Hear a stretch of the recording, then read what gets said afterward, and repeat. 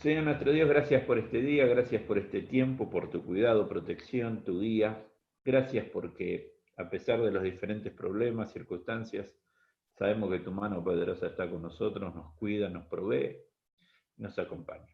Seguimos rogando por aquellas personas enfermas con el virus, por los médicos, enfermeros, camilleros, policías, por aquellas personas que están haciendo un trabajo y están circulando, que tú los protejas, y también te pedimos por la situación económica de cada uno de nosotros, pero la situación del país. Acompáñanos en nombre de Jesús. Amén. Yo les decía que íbamos a ver Jeremías 23, que es un capítulo largo de la Biblia. Es un capítulo extenso y que tiene muchas riquezas. Si usted lee en sus Biblias de papel, si usted tiene su Biblia en celular, creo que no lo menciona, pero si tiene su Biblia de papel, yo en estos momentos estoy usando la de papel porque escribo sobre la de papel. No puedo escribir sobre la tablet con una lapicera. Algunas Biblias hablan ponen como título, el título de que aparece en el capítulo, no está en la Biblia, sino es un título que ponen los traductores de la Biblia. Algunos ponen el Rey Justo, otros ponen el juicio a los pastores o diferente. El capítulo empieza con un ay, ¿sí? Y empieza diciendo lo siguiente: ay de los pastores que destruyen y dispersan el rebaño de mis praderas. Así afirma el Señor. Hago la aclaración pertinente que a veces nosotros malinterpretamos o le damos solamente un sentido. Cuando habla de pastores en este capítulo de la Biblia, no habla de los pastores que nosotros conocemos como pastores de iglesia. Esto no es una defensa al gremio, ¿sí? Que usted está defendiendo al gremio seguramente, como decimos con los periodistas, ¿no? Cuando escuchamos que defiende un periodista, dice algo, ¿qué decimos automáticamente nosotros? O, viste, él recibió un sobre, ¿no? No recibí ningún sobre. Lo que sí digo que hay que ser claro. El pasaje no tiene la idea de los pastores nuestros. Sí tiene la idea de los líderes. Y cuando dice líderes, cuando yo digo líderes, no solamente hablo de líderes políticos, sino también de líderes religiosos, que ahí entran los pastores. ¿Sí? Jeremías no sabe la idea de pastor que nosotros tenemos. Sí sabe la idea de líder. Entonces, el pasaje está hablando claramente contra líderes políticos, líderes religiosos, líderes familiares. ¿Sí? Empieza diciendo, ¿sí? Hay de aquellos que destruyen y dispersan, ¿sí?, a lo que él llama su pueblo. En ese momento de Jeremías estamos hablando del pueblo de Jerusalén. En este momento podemos llamar la iglesia o la familia, ¿sí? Sí. Los padres tenemos un rol importante también a veces en que nuestros hijos se dispersen, ¿sí? Y tenemos que tener cuidado en ese sentido. Por eso dice el Señor, el Dios de Israel, a los pastores que apacientan mi pueblo: ustedes han dispersado a mis ovejas, las han expulsado, no se han encargado de ellas. Pues bien, yo me encargo de castigarlo a ustedes por sus malas acciones, afirma el Señor. Fíjense, interesante que yo estaba hoy a la mañana, temprano, cuando me levanté, releyendo el pasaje. Él dice que se dispersaron, dice que los pastores, los líderes son culpables porque las ovejas, su pueblo, se dispersó. y dice los dos motivos por los cuales se dispersaron.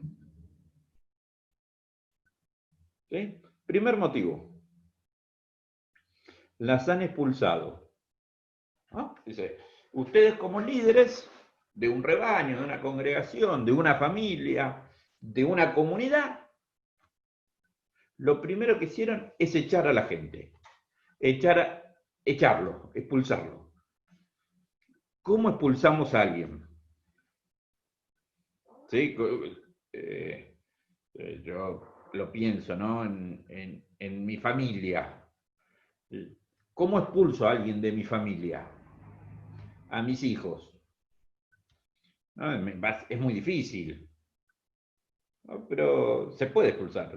Yo le puedo decir mañana a mis dos hijos, miren, no los quiero más en mi casa, porque es la única. Con indirecta la gente no se va, ¿eh? Los tengo que agarrar a los dos y agarrar las dos valijas, ponerlo en la puerta de mi casa, cambiar la cerradura y aunque toque timbre, lloren, protesten, no recibirlo más. Eso es expulsarlo. Sí, una manera, dice, ustedes expulsaron a la gente, echaron a la gente. Segunda manera, que para mí marca el punto fuerte, no se han encargado de ellas. Los pastores, los líderes, los padres de familia, aquellos que tienen una responsabilidad con la gente, se tienen que encargar de ellas. ¿Cómo te encargas de una persona? Cuando te ocupás, cuando estás, cuando sabés, cuando te involucrás, cuando conoces su contexto, cuando no solamente le das una orden, sino cuando te involucras en la situación. ¿Por qué se dispersó el pueblo? Porque no se encargaron de ellas. Los líderes estaban en otra realidad. Y este es un desafío que tenemos nosotros, como cristianos, como muchos como padres de familia o como madres de familia, para hacerlo ¿no? Para no ser machista, me dijeron que soy machista, yo voy a tratar de ser feminista. O sea, que van a recibir las mujeres como los hombres. Ser aquello que tenemos una responsabilidad. No podemos vivir en un tupper, en otra realidad. Tenemos que estar con la gente, involucrados con la gente, saber lo que le pasa a la gente. Hace unos años yo me acordaba en estos días de una nota que le hicieron a alguien, a una actriz que para muchos de nosotros es conocida, no por sus virtudes académicas, sino por sus escándalos, que es Moria Kazan, ¿no? Y ella decía que a ella cuando viajaba en mucho era la gente pobre, ¿no? Por eso la polarizó a la limusina, para no ver a los pobres. Me llamó mucho la atención eso, ¿no? Y a veces los líderes, y en este caso yo como pastor, hacemos eso. Tratamos de no ver a la gente, no ver su realidad, la dispersa. Eso lo aleja, es un llamado de atención. Es un llamado de atención fuerte. Afirma el Señor que Él se va a encargar de estas personas, pero agrega en el versículo 3, al resto de mis ovejas, yo misma las reuniré de todos los países a donde las expulsé. Acá está hablando de dos tipos de rebaño. Uno es lo que expulsaron la gente, los líderes, y otro es lo que el Señor permitió que se fueran.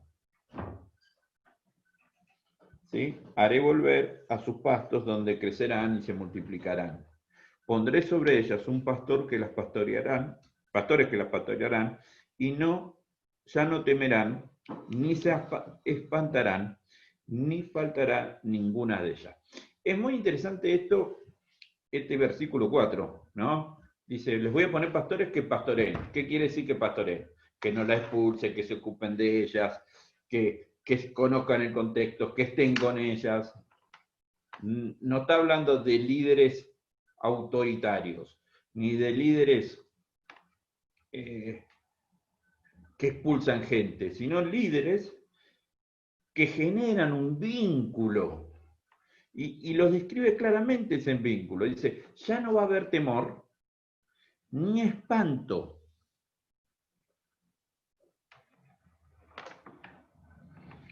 Es interesante eso. ¿Por qué le vamos a tener miedo a un líder? No se le teme al líder. No se le puede temer al líder. Menos ni a los pastores, ni a los padres, ni a un jefe. Aquel que cumple una función de liderazgo, padre, pastor, líder de alguna cosa, jefe, no puede generar temor. No es sano. No es una cuestión de sanidad. Sí, ustedes tienen que, sí, tienen que ser algo afable, con autoridad, pero no con temor. No, tened cuidado que si viene papá, nos va a retar. Si ve esto. ¿No? Como el miedo, generar miedo. Si eso no se produce, el Señor dice, bueno, yo no voy a poner esos pastores. O sea, de hecho, nosotros no creo que lleguemos hoy a ver todo, vuelvo a decir, es muy largo y tiene muchas cosas. Si usted lee, leerlo en la semana, Jeremías 23, se dará cuenta que después le empieza a dar a los profetas y a los otros tipos de líderes, ¿no? Adelanto, porque se me ocurre ahora rápidamente, ¿no? Cosas como, por ejemplo, yo no envié a esos profetas, pero ellos corrieron. Ni siquiera les hablé, pero ellos profetizaron. Sí, le da a todo el mundo este pasaje de Jeremías, ataca a todo el mundo. Ahora, lo que no puede haber es temor. Ningún tipo de líder, familiar, espiritual, un pastor, puede generar temor y espanto. Eso no está en la Biblia.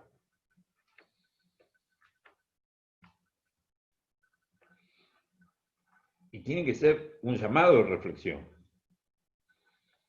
A nosotros, ¿estás generando miedo? ¿De qué sirve? El Señor no está de acuerdo con ese tipo de liderazgo. De hecho, el Señor dice que no va a poner ese tipo de liderazgo.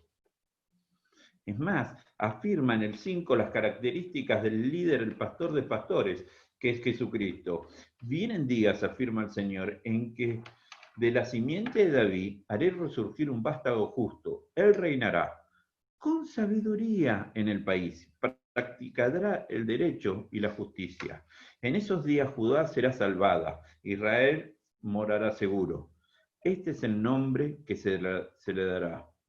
El Señor es nuestra salvación.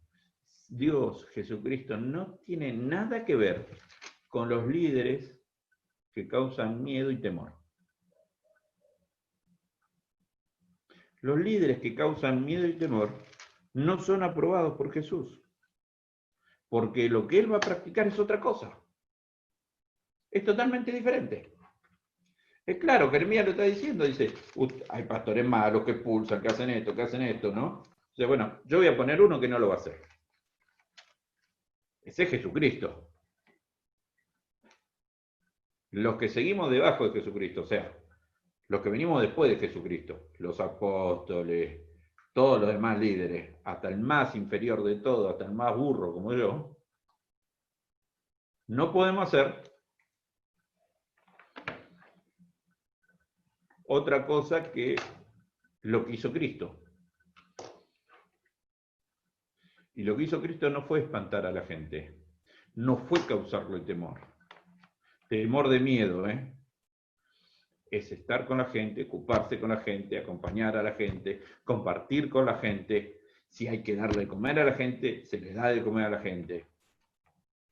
Meterse en el barro.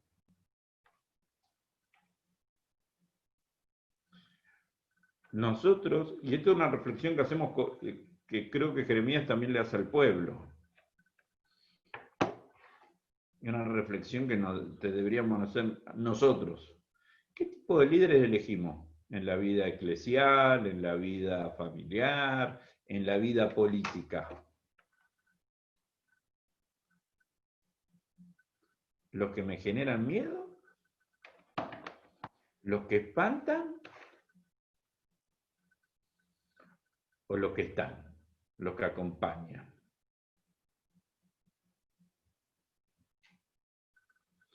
Sí, eso es un tema. Jeremías lo plantea claramente. Saltamos unos versículos y introducimos por lo menos el tema de los profetas. Tema discutible hasta hoy en día, ¿no? Yo tengo clase y seguimos discutiendo el tema de los profetas. Dicen en 9, en cuanto a los profetas, como que es un apartado especial. Recuerden que Jeremías era sacerdote y profeta. Le dio a los líderes que son sacerdotales, parte de su familia, y ahora le iba a dar a los profetas, parte de su gremio. Sí, Jeremías es un tipo complicado. Entiendo por qué mi mamá creía que tenía que llamarme Jeremías.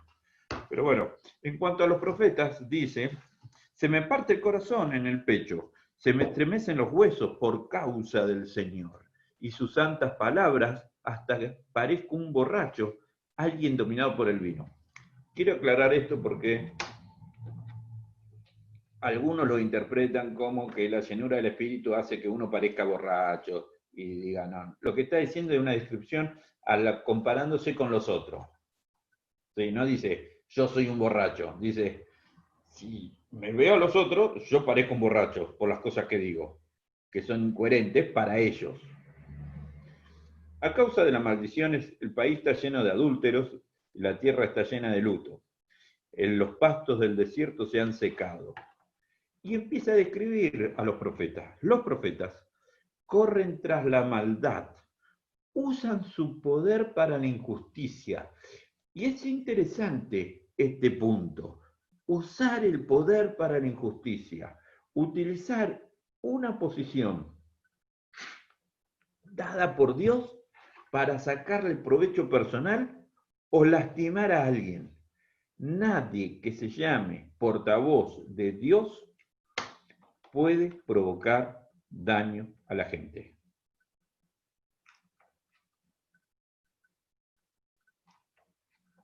Nadie. Yo no me puedo poner a orar ahora, Señor, voy a decir un nombre cualquiera. Y nadie lo conoce, así que, Señor, yo te pido por Ulises. Empecé a buscar 500 nombres en mi cabeza. Ulises, que me robó la novia en Constitución, ¿no? Ni era mi novia, me gustaba, pero bueno, se puso de novio con este Ulises, el bajista este. No puedo orar así. No, pues yo soy pastor del Señor, entonces como pastor puedo decir y puedo maldecir a la gente. No. Con eso. De hecho, Ulises me hizo un favor después. Me casé con mi esposa. Me sacó un clavo de encima, conociendo el resultado, ¿no? Buena chica, no íbamos a congeniar. Después de esto se pasa, no íbamos a congeniar. Por eso no hago vivo yo. Los impíos son los profetas y sacerdotes. Aún en mi propia casa encuentro su maldad. No quiere decir porque alguien va a un culto o a una institución o a un templo, no haya maldad. Por eso su camino será rebaladizo, serán empujados a las tinieblas, en ellas se hundirán. Yo traeré sobre ellos una calamidad en el año de su castigo, afirma el Señor. Algo insólito he observado entre los profetas de Samaria. Profetizaron en nombre de Baal, descarriaron a mi pueblo Israel. Entre los profetas de Jerusalén he observado cosas terribles. Cometen adulterio, viven en la mentira, fortalecen las manos de los malhechores. Ninguno se convierte de su maldad. Todos ellos son para mí como Sodoma, los habitantes de Jerusalén. Y los habitantes de Jerusalén son como Gomorra. Lo que describe es a un grupo de personas que supuestamente tienen la voz de Dios, supuestamente tienen este sentido de hacer lo que Dios quiere, como personas que no hacen lo que Dios quiere, como personas que desvían su pueblo, como personas que descarrían a su pueblo. Pero acá hay una responsabilidad en el pueblo.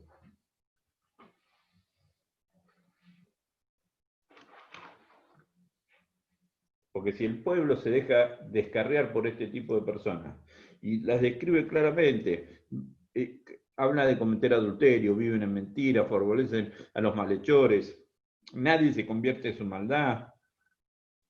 Sí. El juicio de Sodoma y Gomorra no cayó solamente sobre los líderes, cayó sobre todo el pueblo. Y el Señor está dando una responsabilidad. Che, ustedes siguen a esta gente.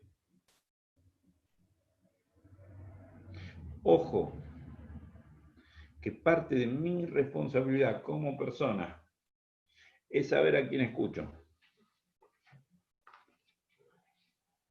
No puedo echarle la culpa. No, me lo dijo el pastor. Mira. A ver, ustedes leen la Biblia, ¿eh? Bueno, deberían leer la Biblia. O sea, un desafío interesante que pueden hacer. Leer la Biblia, ¿sí? No solamente para mí mismo. Yo, releyendo la Biblia, redescubro cosas que dije mal. Ojo, que es un desafío. No le podemos echar la culpa al pastor o al profeta. Mirá lo que me dijo. Ojo que nosotros somos los que seguimos. Lo último que digo, ¿no?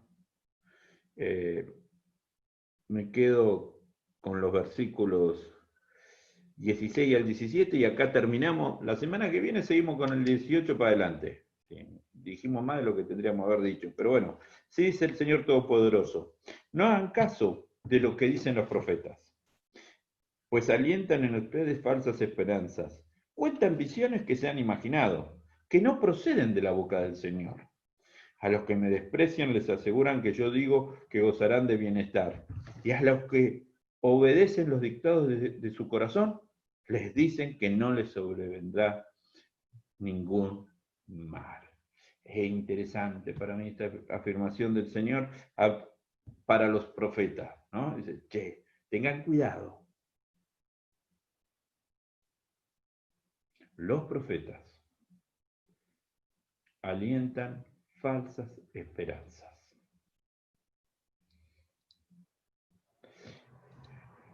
Cuando nosotros hablamos de profetas, generalmente pensamos aquellos que nos cuentan una visión que va a venir y que tiene que ser positiva.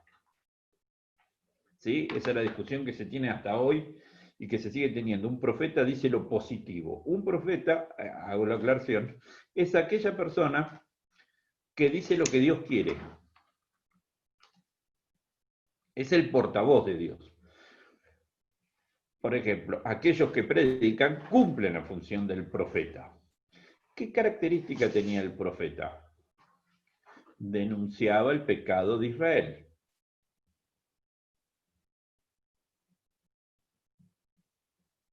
Marcaba claramente lo que Dios quería. Ellos están viviendo una situación de cautiverio, una situación difícil en Israel en ese momento, especialmente en Jerusalén, y había profetas que le decían a ellos que no iba a pasar nada, quédate tranquilo, este va a ser un año de bendición, va a ser un año, iba a decir otra palabra, pero no lo voy a decir para que no haya problema, de triunfo, va a haber un año de goleada, va a haber un año de lo que usted quiera. ¿Sí? Y dicen eso. Y Jeremías le dice, después lo vamos a leer la semana que viene, dice, son falsas esperanzas, ¿eh? Porque el pueblo de Israel había hecho las cosas mal. No iba a haber ninguna ningún triunfo, sino que iba a haber una consecuencia. Pero me quedo con el 16, que dice, no hagan caso a los profetas, la responsabilidad es del pueblo, no del profeta. El profeta, el líder, va a ser responsable por las cosas que hizo, pero el pueblo va a ser responsable por seguir al líder.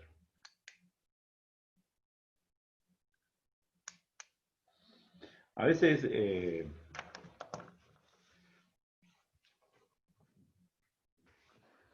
con esto termino, miren, y 58, como si lo hubiera planificado. Lo planificó el Señor, yo no, porque yo tenía 40 versículos más. Pero a veces yo me he encontrado con gente, yo, Alberto, que está pasando por situaciones dolorosas con una iglesia, o se metieron en un familiar en una secta, o algo por el estilo, y te dicen, bueno, lo influenciaron, vos fijate, es culpa del líder. Y es verdad, es culpa del líder, ¿eh? Tiene una gran culpa el líder. Pero también es culpa nuestra. Porque la palabra del Señor está, ¿eh? Es accesible a todos nosotros. La podemos leer.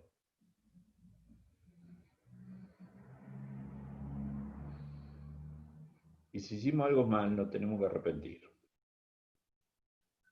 Nos tenemos que arrepentir seriamente. Y dejar que el Señor obre. Esto, ¿vieron cuando usted discute, cuando los matrimonios discuten y alguno de los dos tomó una decisión que sale mal?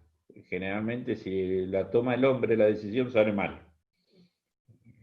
Pasa, ¿no? Qué sé yo. Vos decidiste esto, salió mal, ¿no? Y la mujer, ¿no? A veces los hombres le echamos la culpa a la mujer, yo seguí tu consejo, y la mujer nos echa la culpa a nosotros, y mirá lo que hiciste, todo el otro. La responsabilidad es mutua, del que dirige como el que sigue. Eso es lo que está diciendo Jeremías. Los líderes tienen una gran responsabilidad. Ahora, ustedes no hagan caso. En Argentina, en los años 80, sacó una ley, que muchos de ustedes la conocen, que es aquella ley que dice de la obediencia debida. ¿Se acuerdan?